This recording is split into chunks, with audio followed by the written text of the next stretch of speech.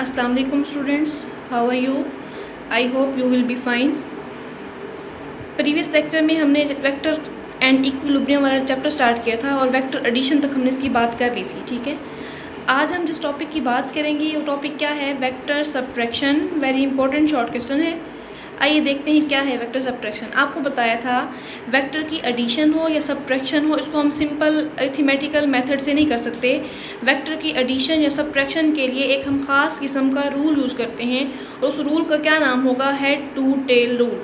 Student, पिछले topic में भी आपने दो वेक्टर ड्रा किए थे अकॉर्डिंग टू गिवन स्केल। एक वेक्टर ए था, दूसरा वेक्टर बी था। आज भी हमने वेक्टर ड्रा किए according to given scale, vector A and vector B. पिछले टॉपिक में और इस टॉपिक में क्या डिफरेंस है? इसमें हम सब्ट्रैक्शन कर रहे हैं तो एक वेक्टर की डायरेक्शन का रिवर्स होना बहुत ज़रूरी है। तो आपने किसकी डायरेक्शन को रिवर्स कर दिया? बी की डायरेक्शन को। ठीक है, ए एज इट इज़ था, बी की डायरेक्शन को क्या कर दिया? रिवर्स कर दिया। अब हम क्या करेंगे? इसका मतलब ए को बी में से माइनस करेंगे। हाँ, अगर आप बी को ए में से माइनस करना चाहते हो तो आपको ए की डायरेक्शन रिवर्स करनी पड़ेगी और बी की डायरेक्शन वैसी ही रहेगी। ठीक है, तो आपने क्या किया? Head to tail rule, vector A को ऐड किया यानी कि सब्ट्रैक्ट किया नेगेटिव ऑफ बी में से, तो आपको क्या मिला? रिजल्टेंट ए माइनस बी। ठीक है, अगर आप बी माइनस ए करना चाहते हो तो फिर क्या होगा? बी माइनस ए में किसकी डायरेक्शन रिवर्स होगी? ए की डायरेक्शन। ठीक है, और आपने देखा था अब फार्मूला मिला ए माइनस बी इक्वल ए प्लस इंटू माइनस बी। फिर क्या लिखोगे? फिर आप लिखोगे बी प्लस इंटू माइनस ए। ठीक है, एक और बात आपने पढ़ा था, जो वेक्टर एडिशन है वो कॉम्यूटेटिव प्रॉपर्टी है, यानी कि ए प्लस बी बराबर होता है बी प्लस ए। अब कहता है A minus B not equal to B minus A. Commutative नहीं है ये। ठीक है, उसमें क्या था? वेक्टर एडिशन में ए प्लस बी इक्वल था बी प्लस ए के। अब क्या है? ए माइनस बी कभी भी इक्वल नहीं होता बी माइनस ए के। तो ये सब वेक्टर सब्ट्रैक्शन जो है does not obey commutative property. यहाँ तक बात क्लियर हो गई? अगला जो टॉपिक है, अगला जो इम्पोर्टेंट पॉइंट है वो है multiplication of vector by scalar. Multiplication of vector by scalar. अब आप देखें, नाम से ही जाहिर है कोई भी वेक्टर क्वांटिटी है आप उसको स्केलर से मल्टीप्लाई करेंगे। इस टॉपिक को हमने 3 केसेस में डिवाइड किया। पहला केस क्या है? जब हम मल्टीप्लाई करेंगे वेक्टर को किसी नंबर के साथ, और वो नंबर कैसा होना चाहिए? पॉजिटिव नंबर है। पॉजिटिव नंबर को हम वेक्टर से मल्टीप्लाई करेंगे, हमें रिजल्टेंट चाहिए। हम देखते हैं रिजल्टेंट में हमें वेक्टर ही मिलता है या स्केलर मिलता है, क्या होता है? ठीक है, positive number n 1 2 3 up to 100 आ सकता है। अब हमने n क्या चूज़ किया? 2 चूज़ किया, 2। आप इसके बजाय कुछ भी चूज़ कर सकते हैं।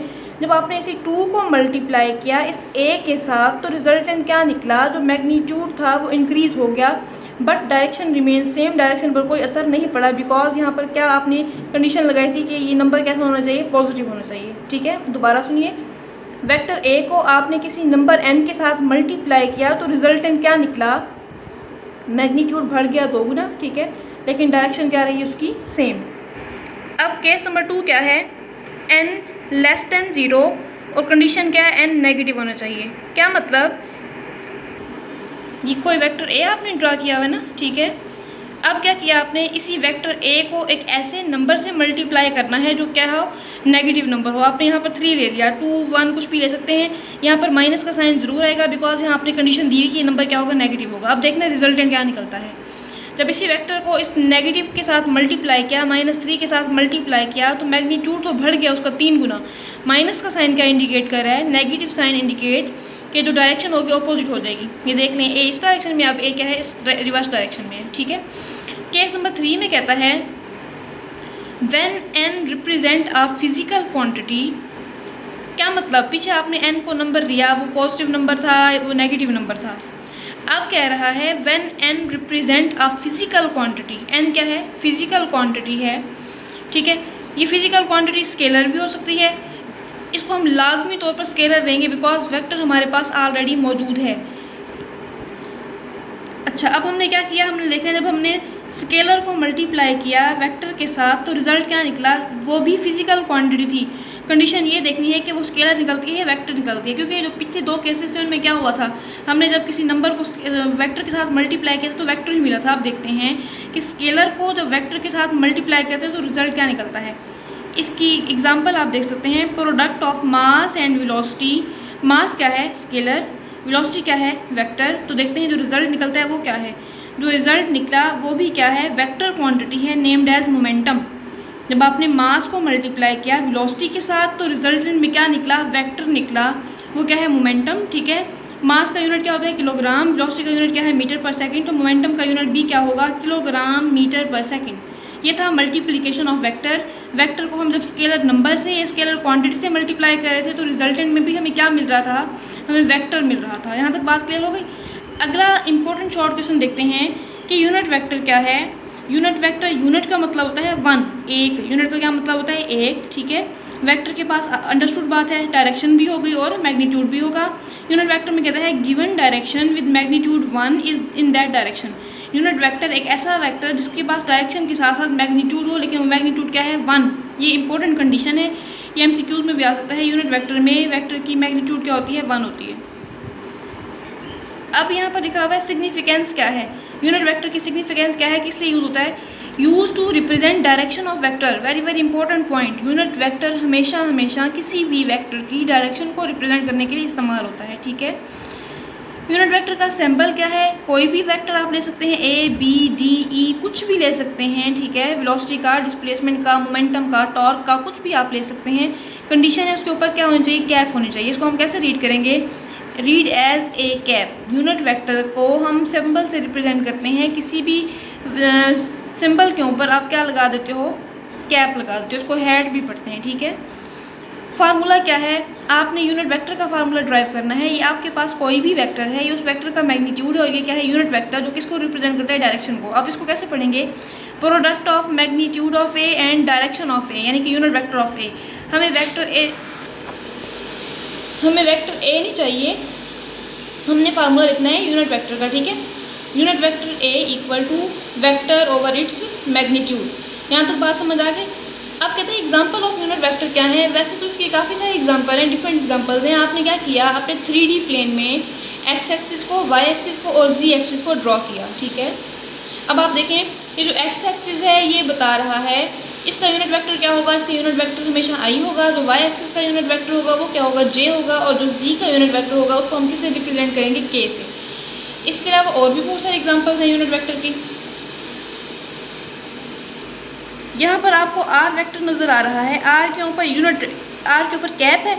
अंडरस्टूड बात है, ये यूनिट वेक्टर होगा। क्या करता है, वो कहते हैं कोई भी वेक्टर है आर, कोई भी वेक्टर आर है, उस आर वेक्टर की आपने पोजीशन को, आपने लोकेशन को, आपने डायरेक्शन को रिप्रेजेंट करना है तो आप किसका सहारा लेंगे, यूनिट वेक्टर का।